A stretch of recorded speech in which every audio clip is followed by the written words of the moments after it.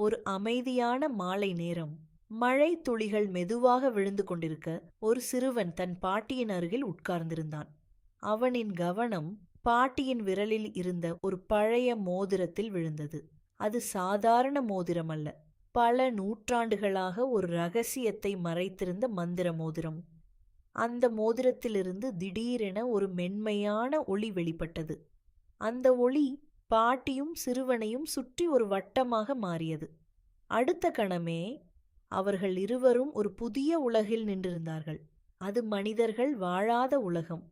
பச்சை பளபளப்பான குகைகள், ஒளிரும் கற்கள், மெதுவாக நகரும் காற்று. அதுதான் நாகலோகம்.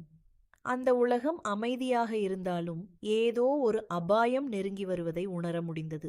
அப்போது ஒரு சிறிய நாகக்குட்டி தனியாக பயத்தில் நடுங்கிக் கொண்டிருந்தது. அது தன் குடும்பத்திலிருந்து பிரிந்து ஆபத்தில் சிக்கியிருந்தது. பாட்டியும் சிறுவனும் அந்த நாகக்குட்டியை கவனமாக அணுகினர். அவர்களின் மனதில் பயம் இல்லை, அன்பும் கருணையும் மட்டும் இருந்தது. நாகலோகத்தில் ஒரு பெரிய அபாயம் நெருங்கிக் கொண்டிருந்தது.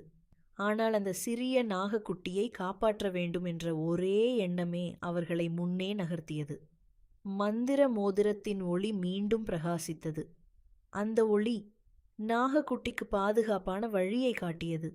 சிறுவனின் தைரியமும் பாட்டியின் அனுபவமும் சேர்ந்து நாகக்குட்டி பாதுகாப்பான இடத்தை அடைந்தது. அபாயம் மறைந்தது. நாகலோகம் மீண்டும் அமைதியாகியது.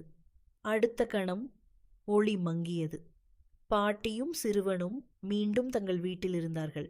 மோதிரம் இப்போது சாதாரணமாக தோன்றினாலும் அந்த அனுபவம் சிறுவனின் மனதில் ஒரு பெரிய பாடத்தை விட்டுச் சென்றது.